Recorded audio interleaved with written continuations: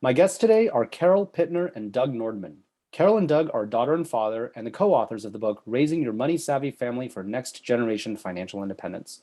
Doug served 20 years active duty in the U.S. Navy submarine force, reaching financial independence in 1999 with his spouse, who also served active duty in a Navy career. Doug early retired in 2002 at the age of 41, then transitioned to, quote, surfing, slow travel, and writing. He's the author of the book, The Military Guide to Financial Independence and Retirement, and the founder of themilitaryguide.com. Carol also joined the Navy as part of the ROTC program and served active duty before moving to the reserves. She and her active duty spouse are the proud parents, as I understand, of a 19-month-old daughter of their own and working toward their own financially independent future. Hawaii is home for them because Doug and family lived in Hawaii for over 30 years, and Carol was born and raised on Oahu. Carol and Doug, thanks so much for joining us today to share your story about raising financially savvy kids and coaching your kids toward cross-generational financial independence. Thanks, Andrew. I really enjoyed your episode on helping kids learn about money. All right. We're thrilled to be here. All right. Well, really glad to have you here. So I read your book and give me a lot of material for today's discussion. I wanted to start maybe, Doug, with you. Like, what was your own introduction or first exposure that got you first interested in financial independence and early retirement? From the book that you co-authored with Carol, I get how you first exposed her to these concepts, but what was your own first exposure? Well, ironically, again, it was Carol's fault. But what happens is you get to a point in your life where your priorities change. And with us, it was starting a family. I enjoyed the first 10 years of my Navy career, and we were going great guns and everything was fine. It was a little more intense than we really preferred, not much work-life balance, but that was okay until we started our family. And then I wanted to watch Carol grow up and spend more time with her. And that's about the point where we realized that this active duty routine was going to be problems with work and quality of life. So then I started casting around for alternatives. Now, up to that point, I'd always thought we were going to be the traditional military career followed by working until our mid-60s, because that's all I knew and that's all anybody had ever talked about. But a few months after she was born, as we were going through this epiphany, we came across the original publication of the book, Your Money or Your Life, Joe Dominguez and Vicki Robin. And boy, that really spun things around and made it clear what our priorities should be. Once we realized that we could save for financial independence, we just ran with that. Got it. So fast forward, now you've written your book, co-authored your book with Carol. There's a lot of how-to books out there that are geared toward parents on how to teach your kids about money. And we were discussing earlier, just before the interview started, that I even recently had another guest and author on the podcast on this topic. And I'm just curious, like, what unique insight or perspective do you think your book brings to this topic? Like, why should folks pay attention? We got this question a lot from the publishers, right? When you start shopping around a manuscript, their attitude is, oh gosh, not another one on personal finance, not another one on raising money smart kids. The difference this time is that we're looking at a two-generation perspective. We're looking at what us parents did, whether it was brilliant or not quite so brilliant, but it's got Carol's reactions, both at the time that we did it to her, with her, and as an adult now, having to face the whole parenting situation of trying to do it again for a new generation. And we had done a literature survey, just like any new subject that we're researching and trying to put together an outline on. And that really stood out from the crowd. Now, it's a big world. It's a huge internet. There's always room for one more book about personal finance. But this perspective from the generation that had it happen to them, as well as now they have to do it on their own, that was different, that was unique, and that was the part that really caught our interest and of course led to the book. And the whole point of the setup was to make it feel as if you're sitting in the house and you're at the kitchen table and you're just listening along to one of the usual family conversations. I'm sorry to say that's what our typical family conversations sound like. Exactly. And at no point did mom and dad sit me down and say, okay, grab a notebook, grab a pencil, here's all the things you need to know about money. That was no way the way to get it done. What happened was 1,000 small conversations here and there, whether it was at home, at the grocery store, at the shopping mall, whatever the situation was. And so then in the book, when you go back and forth, you're hearing both sides of that conversation. And then you're also hearing the forethoughts and the afterthoughts from the parents and the reaction from the kid. Yeah, it's really nice. I really enjoyed it almost reads like a dialogue in a way, so you can kind of get both perspectives. That's really good. Thank you. That was a hard one to pull off, to make sure we kept up that separate voices and telling the story from both perspectives. Right. Yeah. So as I read your book, one thing that jumped out clearly was to let your kids make their own choices and mistakes when the stakes are low and the environment is safe, and making them live with the consequences so that they internalize the feeling of what it's like to mess up with money, whether it's, squandering an allowance and then not having enough money to buy something big that they really want, or even overdrawing their first checking account, getting hit with high fees. So letting them fall down on their own so that they hopefully develop some self-motivation to make better choices when they're adults and the stakes are higher. And I couldn't help thinking, as I read the numerous examples in your book on this, like, what if your kid doesn't instinctively view it as a mistake to burn their allowance, their money? They don't learn any lessons about things that they would do differently. I mean, there are plenty of people who blow their cash and paychecks right after they get them. They live paycheck to paycheck and they live with those consequences. So I'm just wondering what kind of coaching or words of advice like actually accompany the early bad money choices that Carol may have made to actually make it a learning or teaching moment so that the right lessons stuck and bad choices didn't simply repeat themselves again later.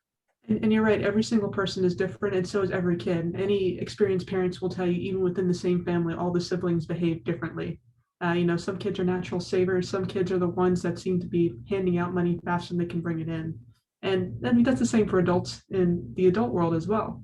The idea behind starting so early is that you're starting with smaller amounts. You're talking about the $5 ice cream truck, or the $15 pair of shoes, or even the $50 Hot Wheels set. We're not talking about a $50,000 Mustang just yet.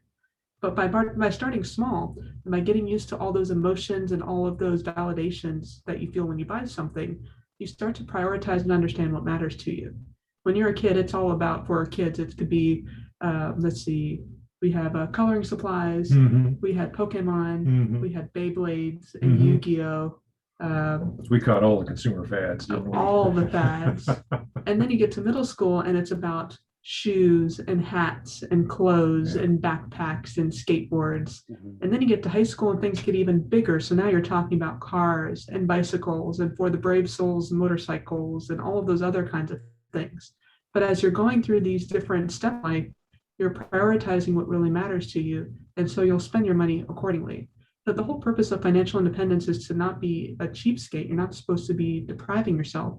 You're supposed to be taking that money and allocating it towards what matters to you and what makes you happy. Freedom. And I think that every kid, no matter how old they are, when they finally have that realization, will one day get tired of living that way. Even if you are 35 years old, still living paycheck to paycheck, eventually you'll hit rock bottom for the 100th time and say, I'm tired of living my life this way, and figure a way out of it. Also, speaking as a parent, if you do have a child that's an adult that's persistent in that kind of behavior, well, that gives you an idea of how your estate planning is going to go and how you're going to pass your assets on, or even if you want to pass any assets on to a child like that in the first place. But the parental duty that you'll do when they're young to help them learn with small amounts of money and then start ramping it up, that may someday come back when you're older and unable to manage your own assets, and you have somebody that you trust that knows you well, that will be able to manage those larger amounts of money for you. And so I keep telling Carol that, we really are nice parents and we really do like doing this and teaching her all of these skills, but it's not also be all about us, about managing our money for us when we're no longer able to. So when Carol was younger and, invariably made some money mistakes as she was kind of just, learning about this stuff, what was the dad coaching side? Like, how did you, for sure there were internal feelings, but were there coaching or words of advice that you then paired to help her make sense of the emotions so that she could really get the lessons that you were trying to impart? Oh yeah. Oh, and it starts out in a very simple format. How did that make you feel? I can't believe I did that. Why did I do that? I should not have bought that thing. It looks so cool on the shelf, but now that I brought it home, it's nothing. Why did I waste my money on that? So we're validating the feeling, and we're letting that go on as long as it needs to, because there's a certain amount of venting and ranting that has to happen. And then at the end of that, the next thing you say is, well, I can understand that because I've made a few of those mistakes myself when I was your age. What do you think you could do differently next time? I'll just leave it on the shelf. I know I can find it on Amazon nowadays. So if I really wanted it in a week, then I'll be able to go and buy it then. And next week I would say, well, remember last week when you said you were going to wait a week before you made this mistake all over again? Now that's, maybe that's a little over aggressive on parenting, but the whole point is it does not take many of these incidents for the kids to empower and internalize these things. You're teaching them to manage their money. You're not even ready for a conversation about saving or investing yet. Mhm. And once they get that handle, they understand the feeling of control they have over their own money. Now they're ready to learn the techniques to start saving more. One nuance I'm curious to get your thoughts on, because I mean, I think about this with my own daughter too. How would you know that Carol had a disappointment? Like if when I give my daughter a toy, when she's uninterested in it, she just puts it down, she stops playing. I don't feel like she's 3 also. So I mean, I don't feel like she feels, great remorse and comes to me and says, man, I wish I hadn't, had that toy or whatever. I know it's not exactly a comparable example because my daughter's so small, but I'm just curious, like what was the trigger for you, Doug, to know that, oh, this might be a good discussion moment when I can help Carol like make sense of the feelings that maybe we could do it better next time. Like what were Well, those? one indication would be whenever a toy broke or whenever it failed miserably in the first couple hours. Another indication would be when she had spent all her money on something and then stopped playing with a week later and then started complaining about how it didn't really work out. Or she'd come home and she'd talk about a kid, a friend, or somebody she knew at school who had this awesome toy. And how she immediately needed $500 to be able to go get one for herself, and what kind of jobs could she do around the house to earn that money to spend on that kind of a toy. There's always a teachable moment around it. And for us, it also started off just as simple as buying groceries in a grocery store, knowing that she could buy her one special thing. And when she chose that one special thing to buy from the grocery store and got it home, then the experience she had with that, whether that was a toy or a book or junk food, however she enjoyed it, however she felt about it, we'd have a conversation about that. And we'd be back at the grocery store next week buying another one special thing. So that was a chance to revisit last week's decisions and think about how you change your behavior. Got it. Super helpful. Okay, great. I want to circle back to the one special thing here in a bit, but first, just at a macro level, either of you, what are the couple themes or lessons, if you had to pluck them out, that you would really want folks to take away from your book, say for folks who haven't read it yet? Well, certainly one special thing. We'll come back to that one. And the other thing would definitely be about having the conversation. It's very easy to get accusative and to point fingers and to say you're doing this wrong. But what also I told you not to do that. but also helps is to have that whole spectrum of, it's not just this decision you could have made. You can also make this decision. You can make this decision. You can make this decision. And as you're laying out all these decisions, you're still giving your child the opportunity to make it for themselves. I've mentioned already that you want your kids to learn to manage their money before you even begin the process of talking about saving and investing. The very first thing they have to do is be comfortable with managing the money. And some kids catch on right away. Other kids aren't ready until they're well into elementary school, just to get the idea of managing their money. And then another big macro theme is that you don't want to be sitting there as the authority figure telling your kids what to do. You want to be the authoritative parent, not the authoritarian one. You want to be the authoritative, experienced, smart parent who the kid wants to get the advice from and keep consulting and talking with, hopefully for the rest of my life. Hopefully. But the other thing with that is that you want to give them the incentives, the motivation to learn to save and invest. And one way to do that is to point out how they could earn money from jobs around the house to buy that special toy, or how if they do things to save money in their everyday life or with the family's decisions, well, heck, there'll be profit sharing anytime that they help the family save money. They get to keep some of the savings as well for whatever they want to spend it on. Got it. Yeah, so I definitely want to come back to the profit sharing thing in a bit too as well. I want to just to sort of double click on one thing you said just now, Doug, which is you want to be the authoritative figure that they want to come for advice. How do you do that? Well, they'll come to you and talk about a problem with a toy or with some expense or not having any money or envy over a friend's toys. And this is a chance, it's a teachable moment. You want to validate their feelings and talk about how they feel, and then talk about maybe how it was when you were their age or experience you had, or here's what it's like as a grown-up. And then from there, you can brainstorm with your child there, helping in a conversation over ways to solve the problem. That's by authoritarian. I mean, authoritarian is I'm telling you to do it this way. Don't ask any other questions. Authoritative is having a conversation and using your experience and maybe even a little bit of wisdom to guide the problem and come up with some kind of a solution that the child feels like they're solving. Now, every kid is different, right? You're going to have one that's going to be Warren Buffett, and you're just going to stay out of their way and let them make their first billion before you ask them how they feel. On the other hand, maybe you have someone who does enjoy spending or never really did get the point of saving and investing. And that is going to take a lot of conversations about how to design their life around that issue. But that whole point again is to the child, they're approaching the parents from the mindset of you're giving me guidance. It's not that you're telling me what to do. It's that you're giving me all these options that either I've already thought of and you're validating that I'm on the right path, or I've never even thought about that and I'm learning new creative ways to approach these sorts of situations. Coaching and mentoring. Yeah. Yes. Okay, that's really, really, really good advice. That's gold there. Okay, so you mentioned first step, managing money. So in the book, there's this part I think is related to this concept where you talk about this concept of the 5 W's: who, what, when, where, why, and then how. Can either of you share, what you mean by that, what that is, what that's about? Sure. When you're a journalist, you're always wanting to know the situation. What happened? When did it happen? Where did it happen? Who was involved? Why did it happen? The whole 9 yards. And that's the same thing when it comes to money, is that kids just want to know how they can use money to their advantage. How much am I getting? Where can I spend it? What can I do with it? Who can I give it to? Give me more. Give me more. How can I get more? Yes. And so let's take a very simple situation that kids are interested in. You hear the chime of the ice cream truck as the ice cream truck is going around the neighborhood. Now, this might be a routine thing, right? During the summer, it might happen every Tuesday at 2 p.m. And so the kids may hear the ice cream truck and their first thought may be, ooh, ice cream, I want some.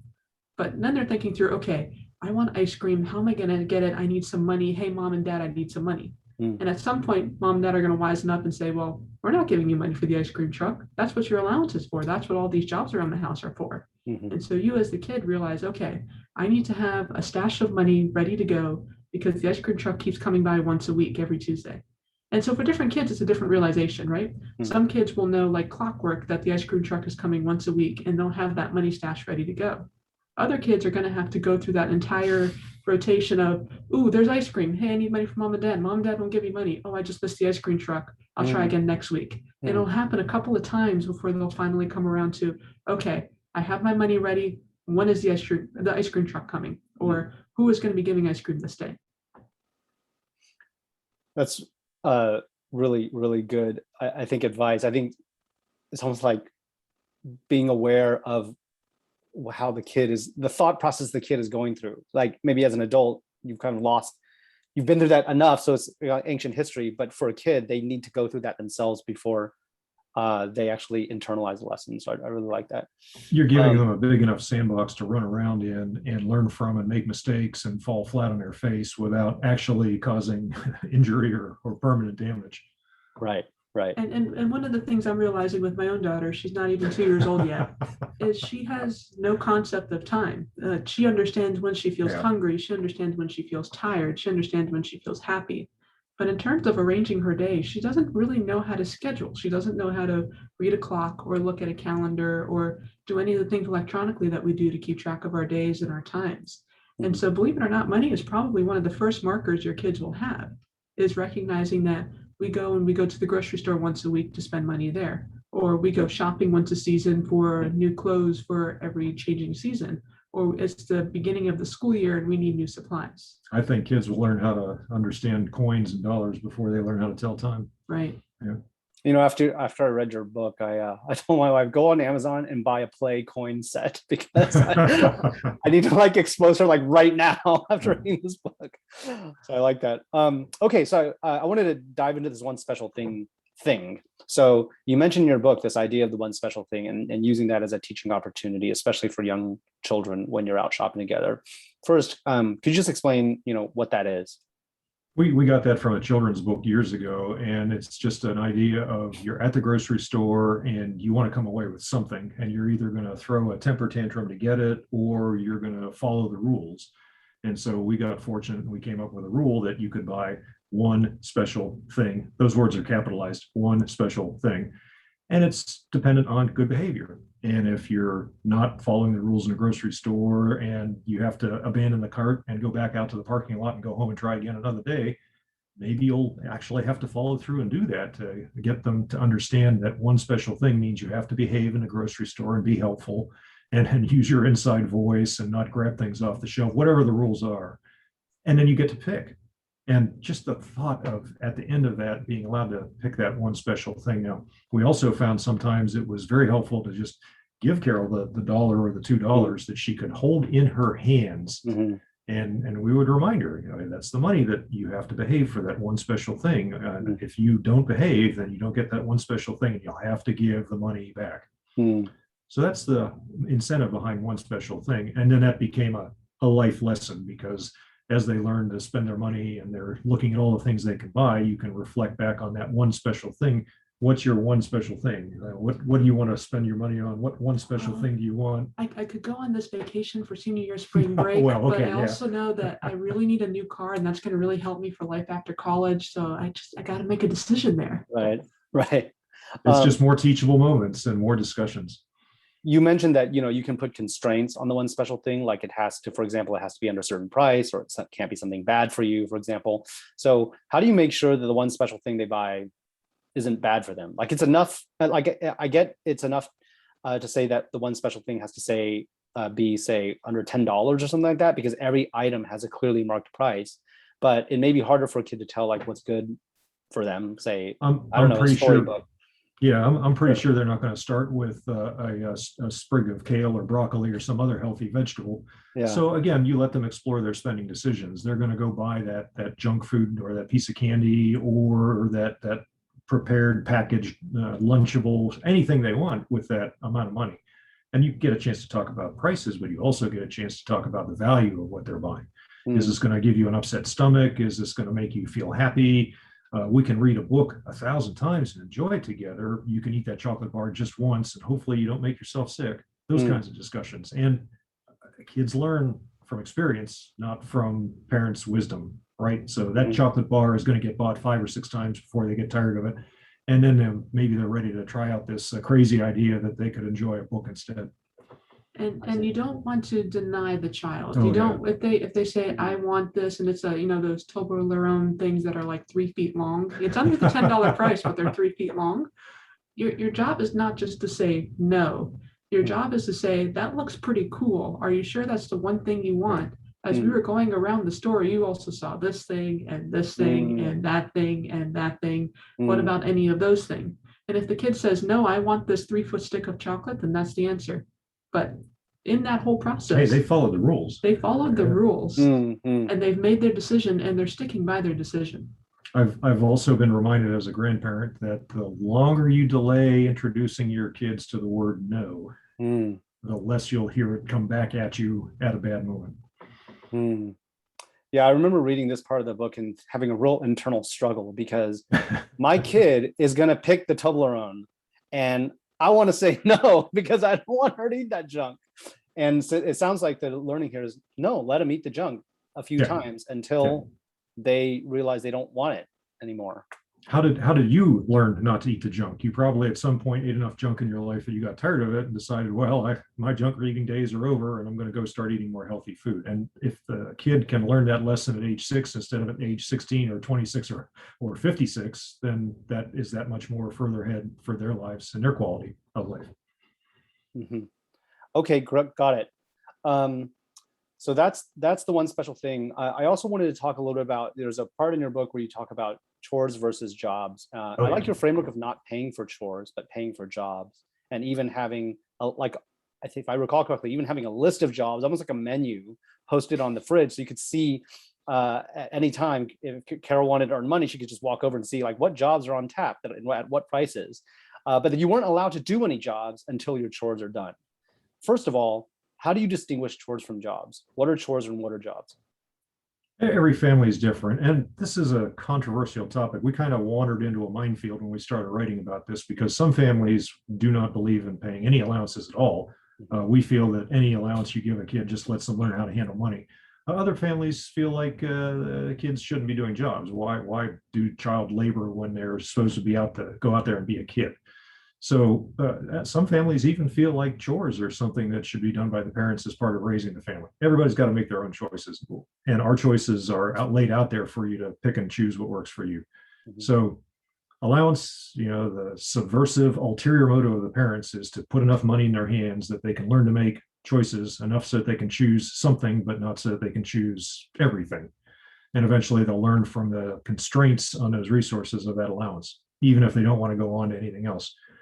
Chores is just what you do to keep the house nice and clean and a great place to live and safe for the family. It's you helping the family. You got an allowance just for being a good member of the family. We never really had a definition of that. You never really had And I any. never thought to ask We either. never. I was Yeah. afraid to ask what it meant to be a good member of the And family. what if you weren't? Yeah. Because yes, what if I had more piled on top? What if we tried to return you for the warranty? Right. And then the chores, the chores are just something that's reasonable and age appropriate. And again, every kid is different. Some kids will want to make their bed as soon as they're 4 or 5 years old, and other kids, not speaking of anybody in particular, will never make their beds. So you just pick a chore that makes it worth the idea of having chores in the house. And so, for example, kids may not be able to empty all the things in the dishwasher until they're tall enough to reach the cabinets, but they can certainly go help empty the waste baskets. And that's the idea of an age appropriate chore. And after that, if you did your chores and you did your homework, well, you're doing fine. You're all caught up. Well, if you want to earn money for that toy, now you can go get a job.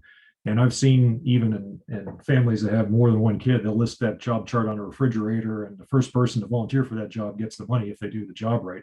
So now you've got not bidding, but competition to take that job. I mean, that help wanted sign goes up on a refrigerator, you're going to spring on it if you want another toy.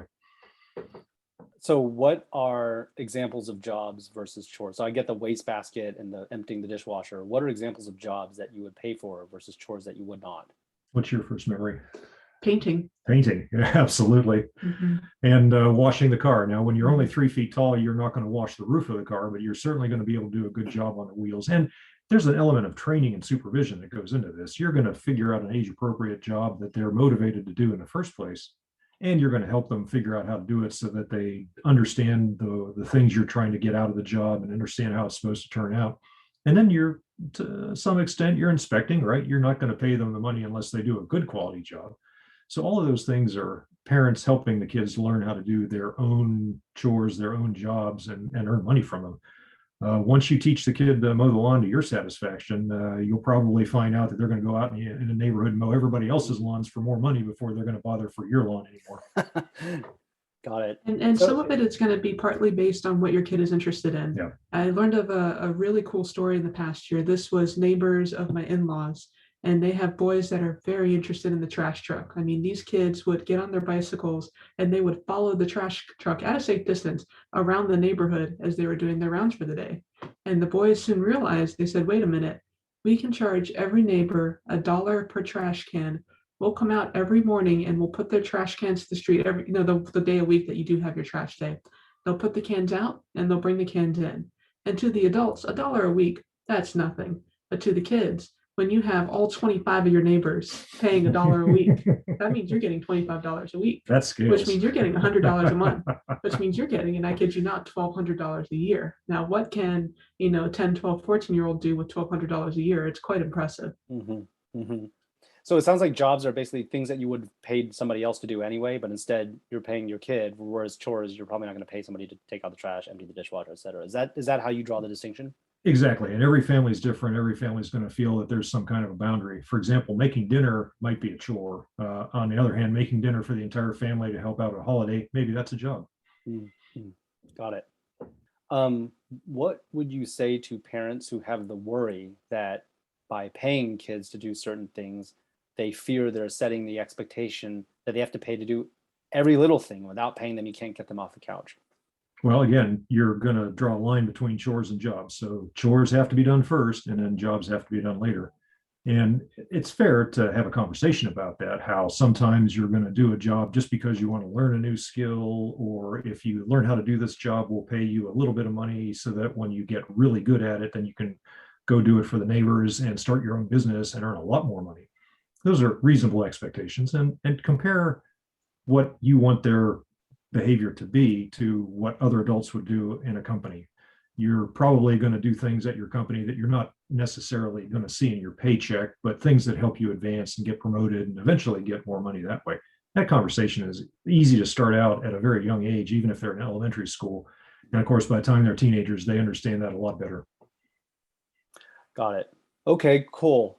I wanted to talk also a little bit about sort of compensation for getting good grades. So Carol, I think you wrote this part of the book where you said you think it's probably better not to pay directly for getting good grades, but instead award privileges rather than giving money. So to you or either of you really, what kind of privileges are effective motivators? How should a parent think about what privileges would be effective for their kid? Is it just based on observation as a parent about the types of things your child values? And how do you respond to this? Exactly. So let's talk about a younger kid that's in elementary school. They go to their school day, and at the end of the school day, they see a bunch of their friends playing in the park. Maybe they're playing basketball together, playing soccer on the field, but you want them to come home and do their homework first. Well, maybe the new privilege can be that they can go and play on that basketball court, that soccer field for an hour after school. Maybe it's someone who's in middle school and they just want to go out for a movie with their friends. Or maybe the new privilege is tell us what time the movie's going to be at and what day of the week. We'll drop you off and pick you up, and you can have the evening with your friends.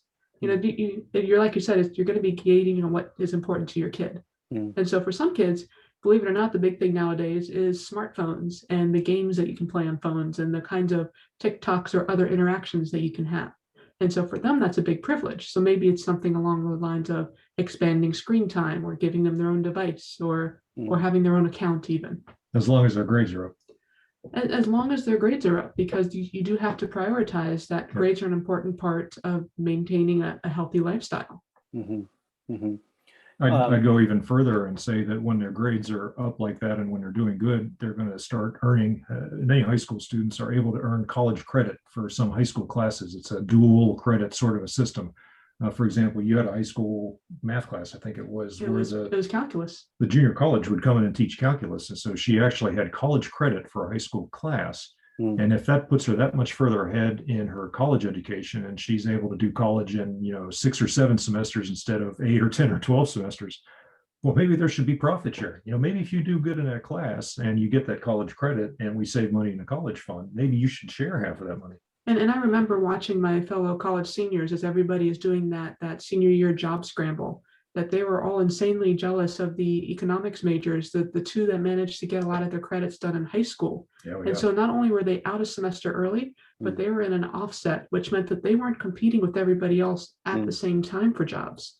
So they were there were fewer applicants in a bigger market, and we couldn't believe it when one of them came away with a job for $90,000 a year. We're sitting here, we're broke college students trying to get a job. Entry level. Yeah. And here is one of our friends who's already getting $90,000. We couldn't believe it.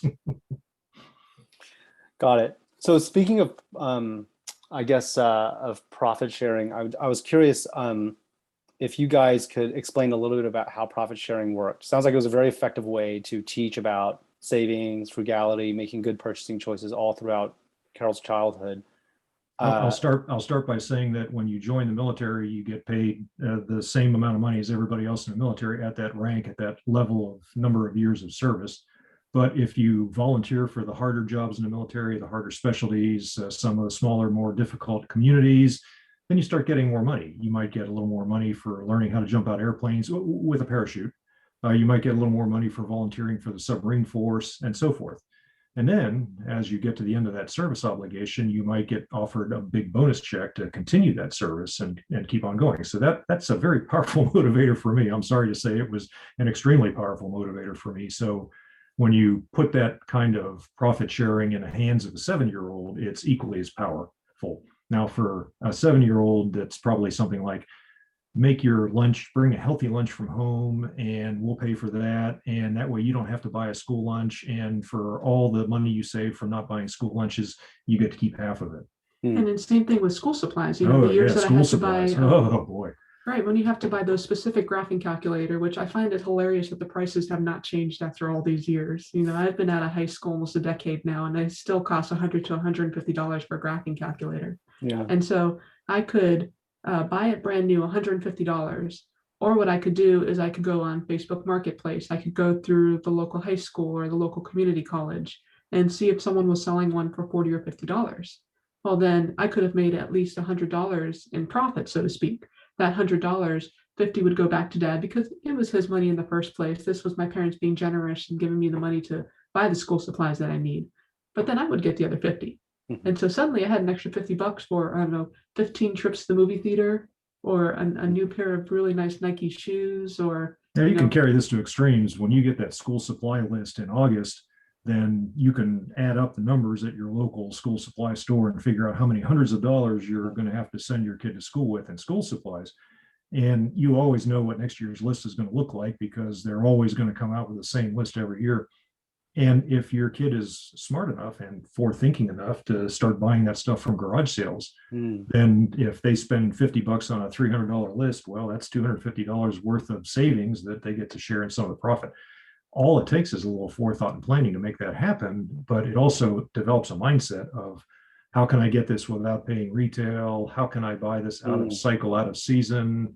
How can I buy used? How can I make something work? And you're only talking on the front end. You're talking about the purchasing of the item. Let's go back to that graphing calculator. Oh yeah, when you're done with it. I know I'm going to be done with it one day, and that the next generation is going to need that graphing calculator. So that's one less thing for me to maintain and store and keep clean in my house. But then there's another generation that can use it as well. So I just made $50 from our profit sharing. And then depending on how well I kept that graphing calculator, I might have a $5 or $10 loss, or I might be able to make exactly even on that calculator selling it to the next person.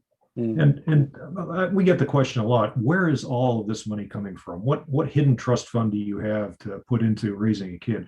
And the answer is that it's the same amount of money you're going to spend either way. And hopefully the mistakes they make when they're younger will leave you with more money to spend when they're older. Instead of having them make even bigger mistakes when they're older. But when you're spending that money, an example, we called it the clothing and toiletries fund.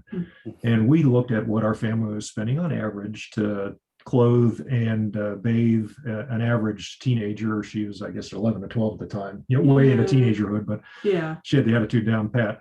But the whole point was that they have a certain amount of money that they need you to spend on them every month as they're growing and as their clothes wear out and as they need more hygiene attention. This works for boys as well as girls. And we said, we'll give you the money that you need for your clothing and your toiletries, and we'll give it to you starting every month. You'll get $25 a month for your clothing and your toiletries. And the joke was, when we started this, we said, you can look really good or you can smell really good, but you're going to have to make some choices. And it worked out very well because you felt like you had the power to make the choices. If there was a fat competition or some kind of craze at school, you could sit back and figure out whether this was really worth spending your $25 on that instead of begging mom and dad for the money. And that was the other thing, right? Is that I could have that $150 budget. Let's say it was $150 or so. But if I bought 2 t-shirts and a pair of jeans at a brand name store, that was it. But you'd look really good. That didn't even get me through a day of high school. I would only look good for one day, and then I'd have to do laundry every single night. And then I'd start getting some weird questions about why I'm wearing the same stuff over and over again. And so to me as a woman, it mattered. It mattered that I was wearing something different every day. It mattered. And I was willing to trade the quality of the clothes, maybe not designer brand, but something that you could get at like a Kmart at the time, or a Walmart. Or a Goodwill, or right? Goodwill. A thrift store, And the other advantage of that was that initially we'd start out at $25 a month, but then we'd start stretching it out, $75 a quarter or $150 for every 6 months. And now you're getting a lot more money to play with. It's the same amount of money you're going to spend either way, but now you get that dumped into your checking account up front. Boy, you have to think hard, especially if that comes right before the holidays or right before the summer. And it's a small amount of money now when you're 13, 14 years old. But when you're in college, when you're at your first job, it scales up. Yeah, definitely. So I'm just curious, Carol, when you started getting the monthly budget or the quarterly budget, like did it instantly were you instantly making good choices because you like okay I love this that's like question. there's meaning in that laugh. I mean to say, like, was there a month or two where you just blew the cash and then you had to live with the consequences, because then you're kind of stuck, right? Dad's not going to bail you out, right? So help us understand how that experience was. Absolutely. So one thing you'll notice is that your teens naturally start getting more possessive of their stuff. and they'll actually start taking care of their things. They'll stop leaving things on the side of the road. They'll stop leaving things on top of the car, because there are a couple of instances where I left something next to a backpack and I picked up the backpack, but I forgot the thing. And I lost quite a number of jackets that way. And then I had to buy a new jacket, which they're not cheap. I mean, hoodies nowadays are expensive. Yeah. But it would be those little situations. I had a situation once where I forgot my school books in my locker. And mom said, okay, I'll drive you up to the high school. We'll grab books out of the locker. What I didn't account for was the fence being locked. So I decided to scale the fence because the building was open, because there just so happened to be a teacher in one of the classrooms. But in the process, I ripped my shorts on the fence. And it was one of those moments where it's just like, because I already had put myself in the situation where I was going to the high school on a Saturday morning and jumping a fence, there was now evidence that I had jumped the fence on a Saturday morning. You know, I lost one of my favorite pairs of shorts in the process. And it just— How did that make you feel? I still remember it. It's been almost 12 years since that happened, and I still remember it. I assume, Doug, you in fact never bailed Carol out if she misused the money. Is that right? We would talk about it, and there was, I think, one time where you went too far on your credit card. You ended up with more money spent on credit than you actually had the money to cover with your paycheck or whatever it was. Ironically, it was during 2009, so the government was getting the great bailed bailout. out, Okay. then I was getting a bailout. So yeah. And what we basically did is found a whole bunch of jobs for her to do over the next couple of weeks that she could earn real money for real labor, quality work, and be able to earn her way out of this. Essentially, it's like going to your boss and saying, give me all the overtime you can. I really need to pay some bills. And it worked out well. And of course, as a parent, when your young adult comes to you and tells you that they screwed up like that and they are looking for a bailout and you make all that work, as a parent, it's okay to keep reminding them every day or so of why they're working so hard and how they got into this situation in the first place, right? I'll also say that the clothing and toiletries fund, some of Carol's experiments as a young teenager with various potions, various types of shampoos and soaps and other wonderful chemistry experiments didn't work out. And I think we're using some of those today. You've been out of the house for like 15 years and we're still using some of the leftovers from those days. Right. Oh, that's great. Carol, where did you feel like it had the greatest financial impact on your childhood budget in terms of profit sharing? What were the areas that had actually the most meaningful sort of financial gain? What type of profit sharing? Let's see.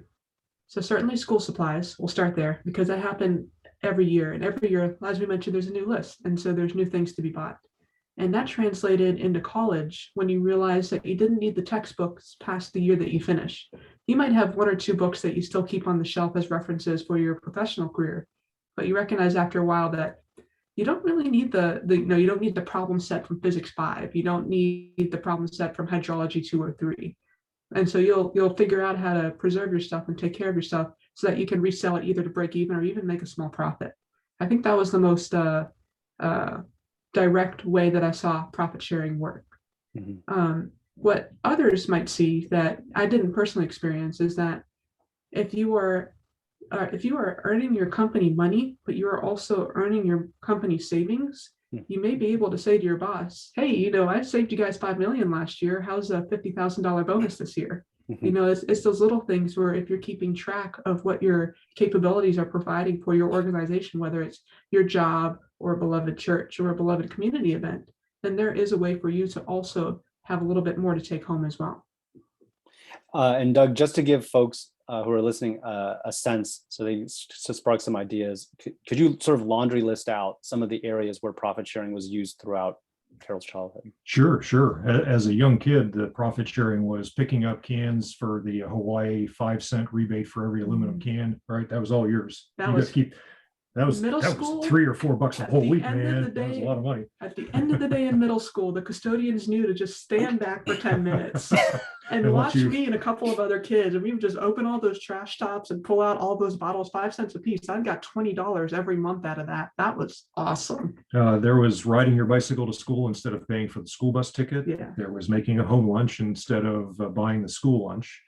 And as she got older, we started scaling this up. And I'll skip ahead to the end result here. When she was in college, we had saved the college fund.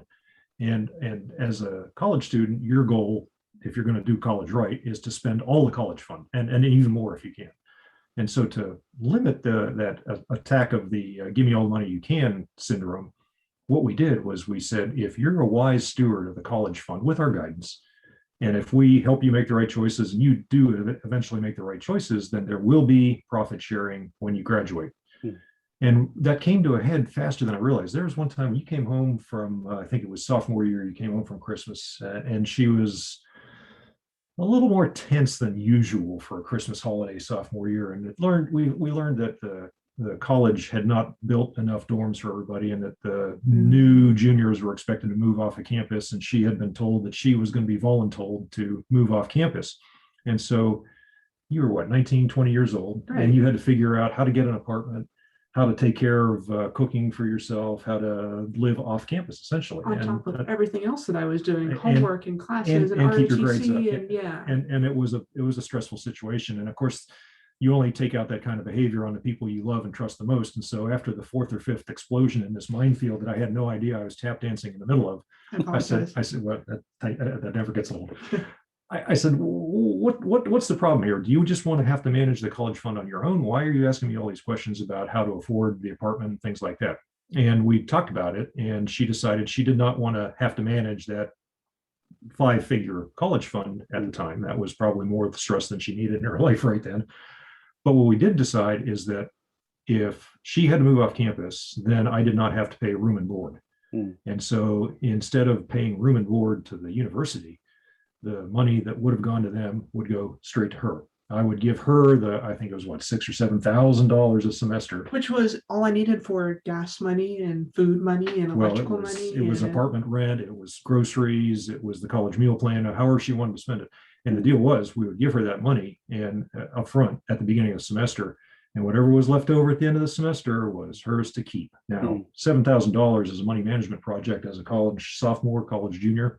That's a significant challenge, and there are consequences for screwing up. But on the other hand, we had been working toward this moment for 10, 12, 14 years with smaller amounts of money. And so we had just scaled it up to 4 figures at this point.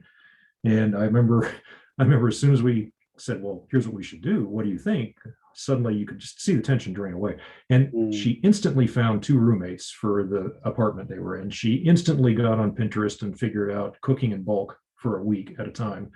I remember you were riding your bike most of the time because you were spending all day on the campus anyway. You didn't need to spend the gas or worry about parking fees. Right. A whole bunch of frugal mindset. Now, you've heard that comment, living like a poor college student. Well, you did. Yeah. I never asked you how much of that money you kept at the end of the semester, but it was yours to keep. And it was enough for me to have an emergency fund at the end of college. Yeah, You know, everybody's concerned. Now, granted, I had done Navy ROTC, so I knew I had a job the moment that I exited college.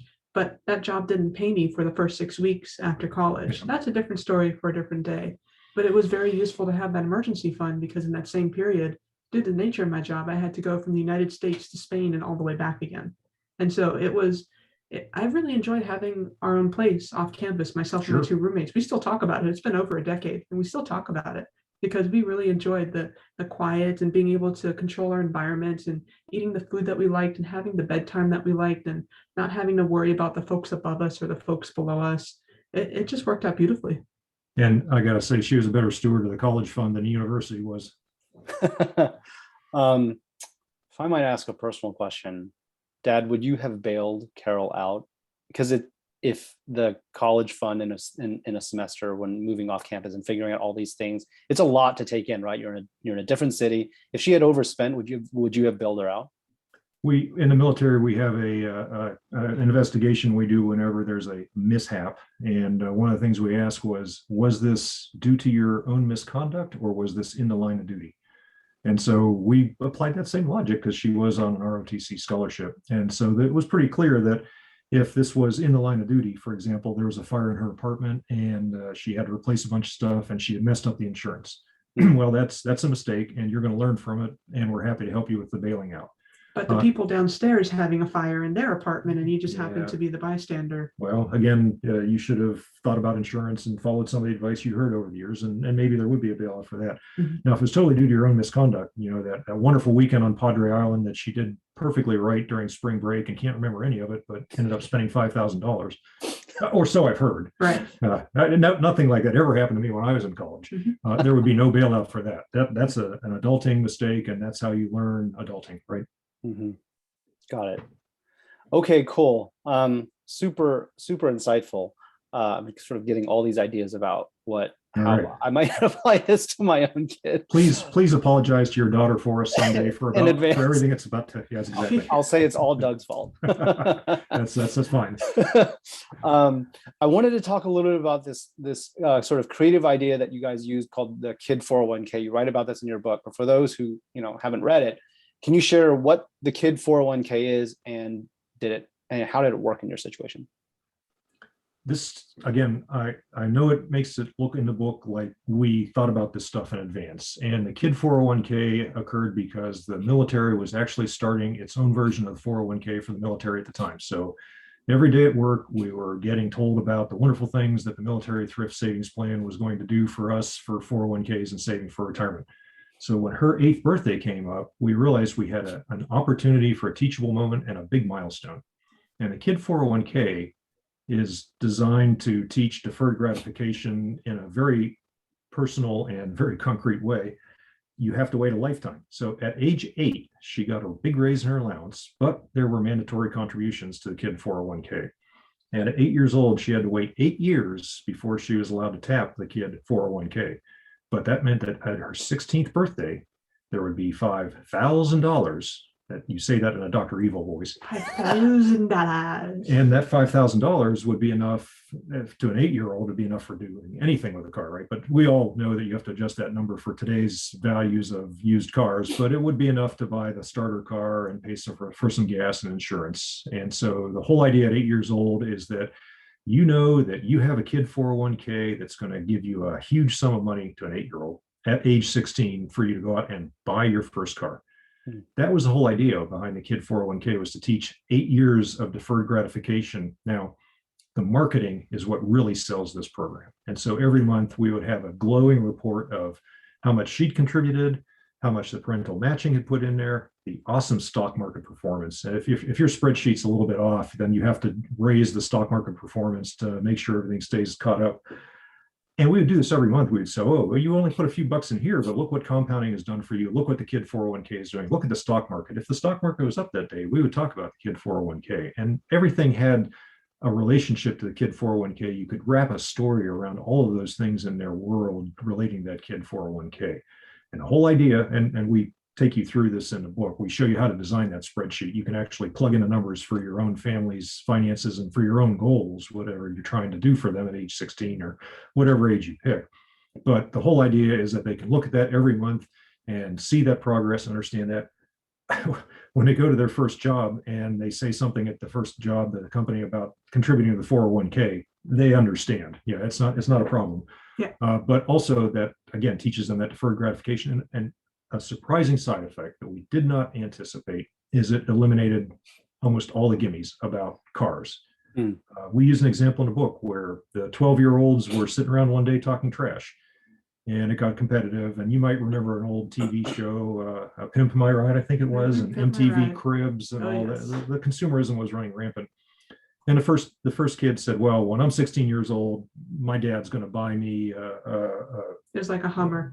No, a Cadillac, Yeah. an Escalade. And the other kid said, well, when I'm 16 years old, my mom's going to buy me a Hummer. And that, of course, was as good as you could get back in those days. And so everybody looked at Carol to see what she was going to do. And I'm sitting on the sidelines pretending to read my book, but overhearing this entire conversation and pretending to not listen. And Carol says, when I'm 16 years old, I'm going to have a Kid 401k, and it's going to have $5,000, and I'm going to buy any car I want. And I mean, what are you going to do to top that? And, well, the unintended consequences here for parents who are considering this advice is that a couple of weeks later, after the story had circulated among all the other parents of the 12-year-olds, the parents started coming back to me and say, hey, Nords, tell me more about this Kid 401k. How does this work? And so we had to explain what we'd been doing and why we'd been doing it that way. But you got to age 16 and there were no car gimmies. In fact, we talk about this in the book too. She actually knew that I wanted to buy a nerd car. This is back when Priuses were the hot hybrid car. And she knew I wanted one because I'm an engineer. And so she offered to contribute her $5,000 into the family pot of money to buy a used Prius. And she wanted an equity share in the car. When a 16-year-old comes up with that idea on their own, you have to honor that. You have to make that work and say, yes, that's a wonderful idea, and we are going to do that. You have to call that bluff. And I did not see this part, but the other part I didn't realize about it was that I had much more invested in that car personally, because it was two parts. It was first, Yeah. It was my car effectively for the year and a half between I was 16 years old, and because I was born late in the year, I was going to college at 17 and a half. I was only going to have the car for a year and a half. But in that year and a half, I wanted to make sure that I got all the money I invested back. And that was one of the terms of the deal, was any dents, dings, scratches, what have you, that happened to the car was coming out of my deposit, so to speak. Mhm. And there was a minor fender bender in a Walmart parking lot on a Christmas day when you had these awkward angles. Not and we her won't fault. get into that story. Not her but, fault. Yeah. but I walked away with $4,800. Mm. And so again, that's walking into college with a $4,800 seed that grew a little bit more and then became the fund for my college car when I lived off campus, and I did actually need some wheels for the days that I couldn't bicycle in the thunder, or I needed to bring some loads into the campus. Mhm. And then when I left college, I still had that car. That car quite literally went from the United States all the way to Spain with me. And it was my adventure car while I was stationed in Europe. And then that car actually made it all the way back stateside before it finally, unfortunately, came very close to dying on the side of a road during a holiday weekend, but we made it through. And so then that car got traded in for a new car. And so every car that I have, I still relate it back to the kid 401k, because the reality is that that money is constantly carried forward into the next car. Did you ever have to borrow money for a car? I don't think you've ever had a car Never. loan, have you? Yeah. Good. I get the weirdest looks all the time. There's been, I've used both of, official dealerships, buy your brand new cars here, and also used dealerships where they're trading stock. I've done private sellers at this point. I've even done a venture with you guys. Yep. I've pretty much done everything you can do except for Carvana and CarMax and a lot of these new programs that are coming up. But every time, whether it's the used car dealership or the brand new dealership, they're always saying, okay, how do you want to finance it? And I pull out my checkbook. I say, how do I do this? Yeah. And they just kind of look at me, and they look at my checkbook, and they look at me and they say, we need to review our policies first, because that's how seldom they actually have someone walking in. We can't take cash. Yeah, I don't know what to do. Yeah. So advanced. So Well, here's another thought. That car, that equity share that she had in that car when she got her driver's license. Growing up on Oahu, your driving skills are not going to survive in some place like Manhattan or Los Angeles or Houston. And so we made her do all the errands for the rest of her time in high school. And what I mean by that is she would do all the grocery shopping for us, and 4 or 5% delivery fee. we pay a delivery fee because that's what we pay. Pre-Instacart. You were like the Instacart. Absolutely. And so I was happy to profit share on that. I didn't set foot in a grocery store for almost 2 years. She pumped all her own gas. She did all the errands, all the things we could think of that required somebody to drive a car somewhere, someone other than me to drive a car somewhere. She did that. Profit sharing for oil changes. I could take the oil change to somewhere else, or I could just get the money from mom and dad for doing it myself. I mean, it's the same. And so that whole ownership attitude in that car really paid off by giving her better driving skills, by making her focus on taking care of her stuff. And we saw the stories from the other families where the kids weren't necessarily as invested in their cars as they should have been. And there were always the stories of that one girl that went through three cars in a year? Just in a semester. In a semester. Okay. In a semester. Yeah. And it hurt because then you realize that you're sharing the road with those people. Yeah. Mm-hmm. So just to be clear, the doing the errands with the car, were those paid jobs, or was that part of the deal for having the car?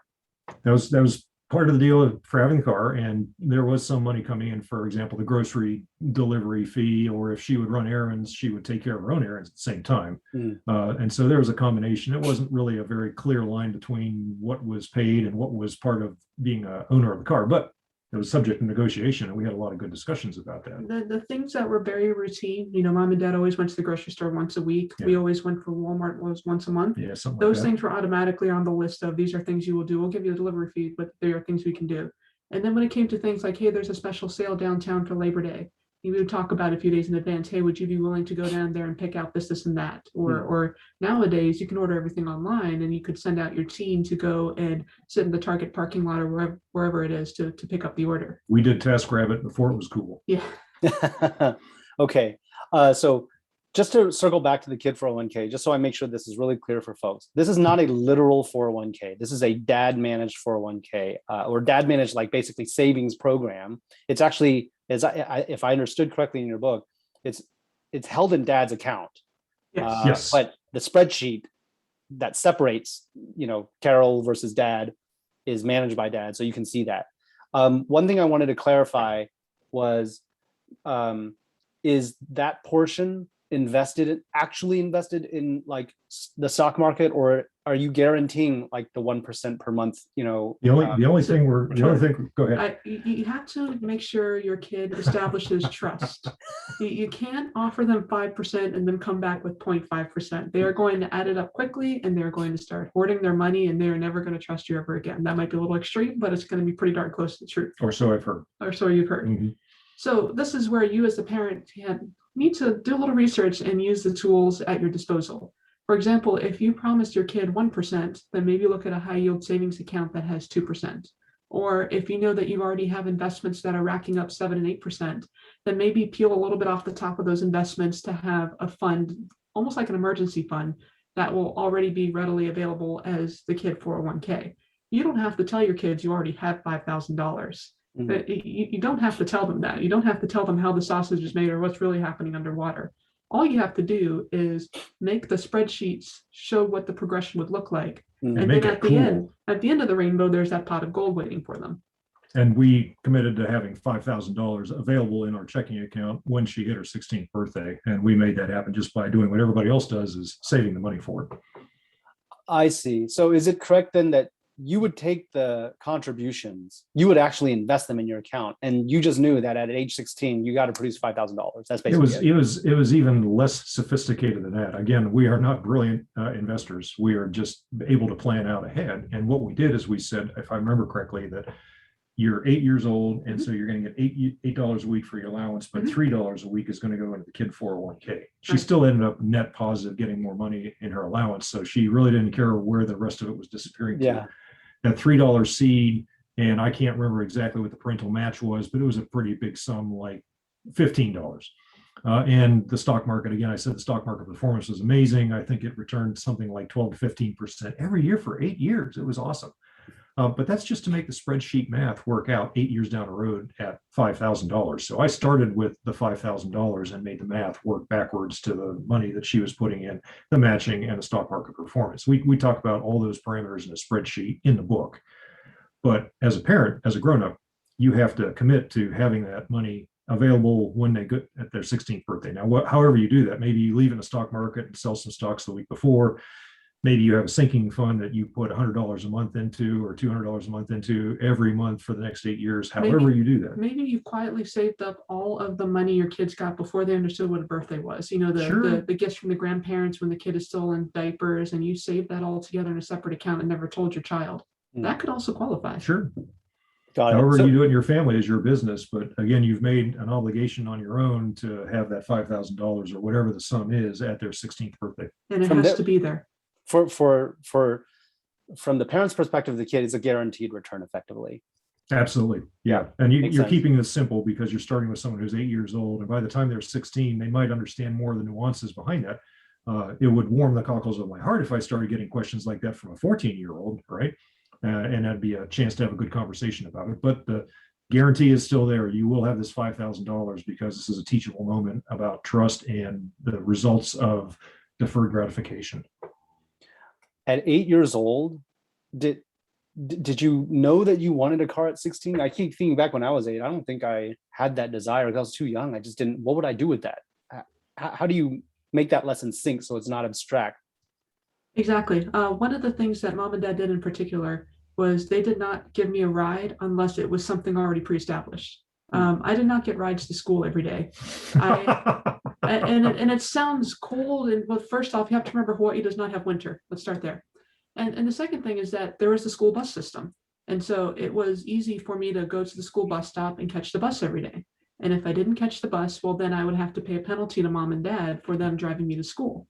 And so if I were doing after school programs that were in a different location, basketball across the island or something like that, well, because mom and dad were financing that, then they would have an interest for me to get there in time. And so they would drive me there. But let's say I find out on Friday morning that all my friends are going to this place Friday afternoon. I was going to have to find my own ride there. Hmm. And if that meant calling a cab, I could do that. If that meant riding my bicycle, which I did more often than not, I would do that. Or even if one of my friends were driving by then, it was, hey, can I catch a ride with you?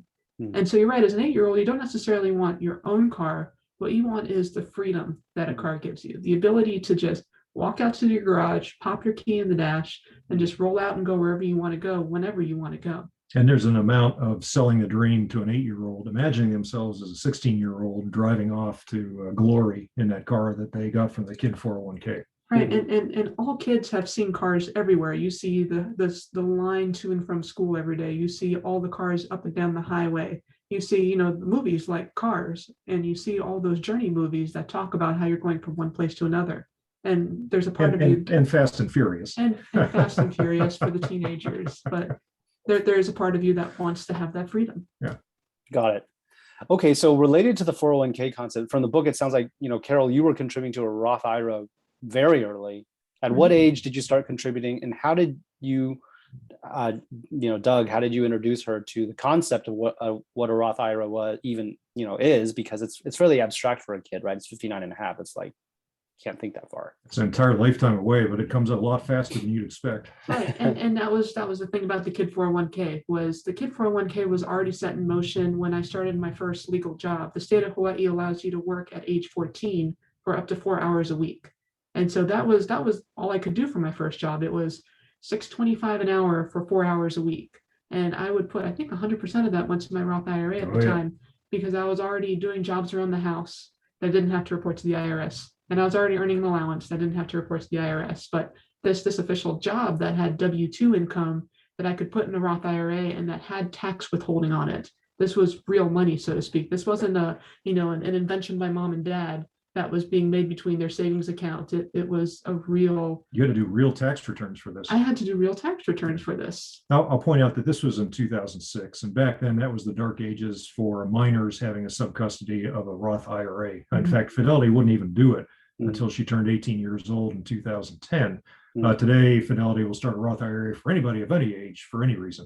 They've become aware of how easy it is to do that. They get a customer for life out of it, and I wish they'd realized that way back in 2006. But the point was, she had W-2 income, and in our minds, that was a totally legitimate reason, right, to start a Roth IRA. The other thing we did as parents is we said, this is too big to screw up. I mean, we all have done that spreadsheet where you show somebody what happens when you make your Roth IRA contributions at a young age and stop at age 30 versus the person who starts at age 25 and still never catches up. So you could show those spreadsheets and you could talk about it. But as a parent, one thing you can absolutely do is you can essentially bribe your kid to contribute all the money that they have as earned income up to $6,000 under 2021 rules to their Roth IRA. And so every year we made sure that Carol had enough money given to her to maximize the contributions to Roth IRA. I think every year you got pretty close. You didn't hit the max for a while, but you got close. I have to go back and look at the amounts for what the maximums were for Roth IRA that year. But because I had other sources of money, because I had the allowance, because I was doing jobs around in the house, I could take all that W-2 income and put all of that into my Roth IRA. And maybe you bribe the kid with saying, well, we're just going to gift you the money from mommy and daddy. Maybe you say, well, we'll match every dollar you put in your Roth IRA with $1 of our own. The IRS doesn't care where that earned income comes from, as long as there is documentation that there's earned income. Today, I'm much smarter and more experienced at this. And you can start a Roth IRA for a kid of any age, as long as you can pay them justifiably earned income for something that they wouldn't normally get paid for as a member of the family. So one of the classic examples is paying your toddler granddaughter a modeling fee of $25 an hour for pictures that you use on your website, your social media. That's a business that I have, that I pay self-employment tax on as the author of the book and running the social media to market the book. And so paying that toddler $25 an hour for photos and having that go into a Roth IRA, that's a legitimate expense, and that's the family business. And the tax rules, they all support that. So that is one way to start a Roth IRA at a very young age. Now, arguably that toddler is not going to earn $6,000 in baby modeling fees, but it still could be $1,000 a year with just 1 hour a week. there are many ways to do that. And again, we as amateur investors, as beginning investors, we might overcomplicate that. But I encounter that question all the time on my website and on social media from my audience. And so we talk over all the permutations and the options. But I would say any parent, whenever their kid starts to get their own earned income or their own employment income, W-2 income, certainly, that they should focus very heavily on contributing to that Roth IRA while they're in their teens. And the compounding, I think that dramatically accelerated your financial independence. I'm 28 right now, so I've already done a whole lifetime since I was 14 Roth IRA of investing. contributions. Yes, and so we talk about the kid 401k being only over 8 years. Now we've just done another 14 years on my Roth IRA alone, and that's not counting all the stuff that I've been adding to that Roth IRA as an adult. I'm not even working right now, but because I'm married to somebody as a spousal IRA, I can do that as well. So my husband is putting in $6,000 in my IRA. And when I say by I'm not working is I spend most of my time at home. I have a remote. She's just a parent. Just a parent. I spend most of my time at home, but I also have a remote part-time job that I'm working. And by no means is that money going to support a household or even enough to really contribute to an IRA. But because I have that relationship, I have that married, family, jointly relationship, my IRA is still getting money after all these years. Mm-hmm. Mm-hmm. This is what we mean by too big to screw up. Right. Yeah. So it sounds like you started contributing at 14, if I understood correctly, right? Got 14. And so I get the too big to screw up part. Like I definitely get it. I share the sentiment.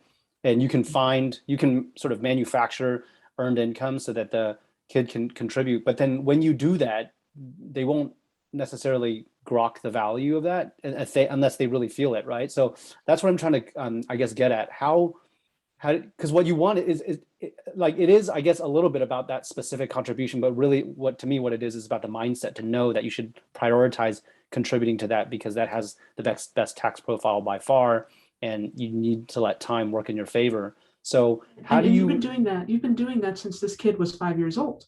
They were prioritizing getting ice cream from the ice cream truck that only came once a week.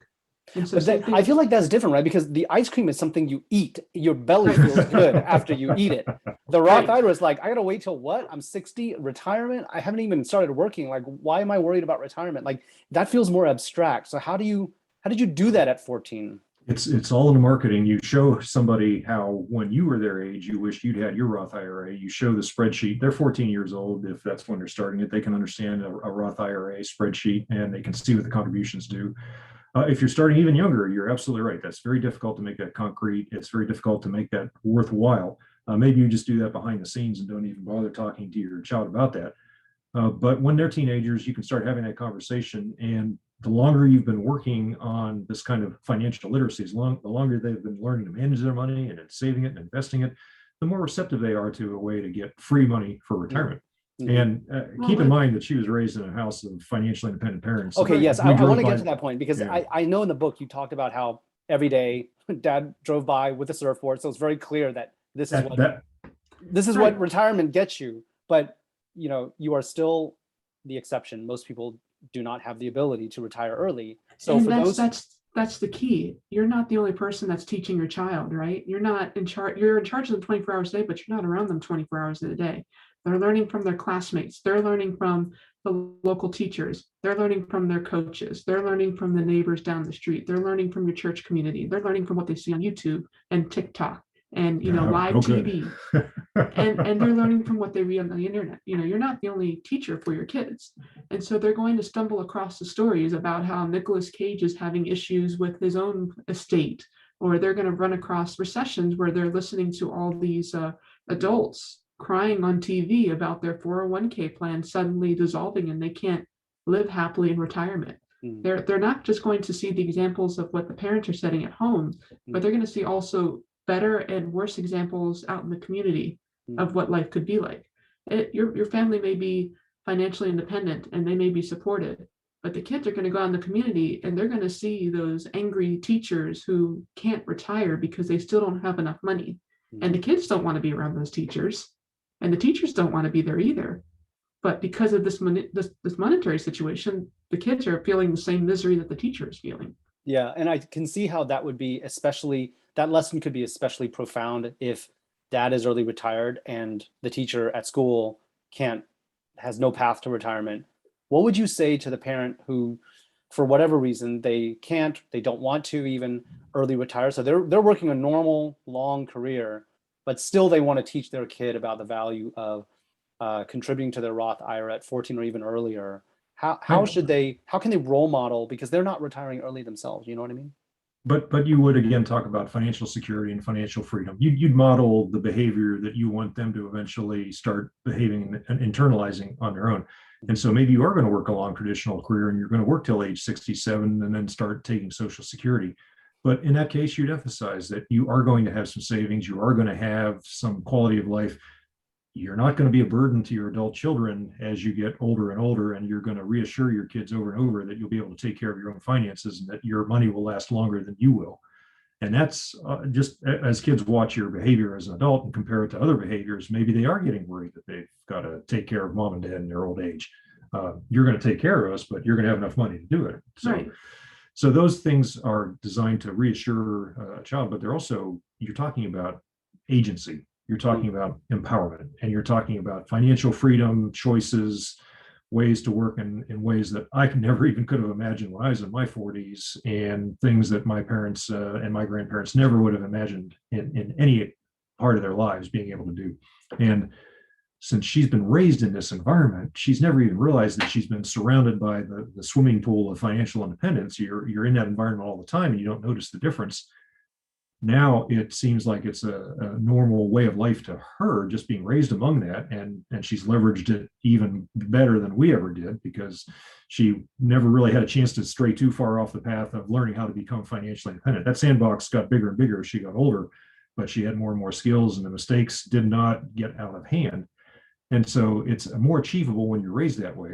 And I would tell parents that if you're able to save and achieve financial independence and financial freedom, that's wonderful. But if for whatever reason you're not able to do that, then at least your kids will be reassured that you've got choices, financial security, and you're living a good life and you're doing good things.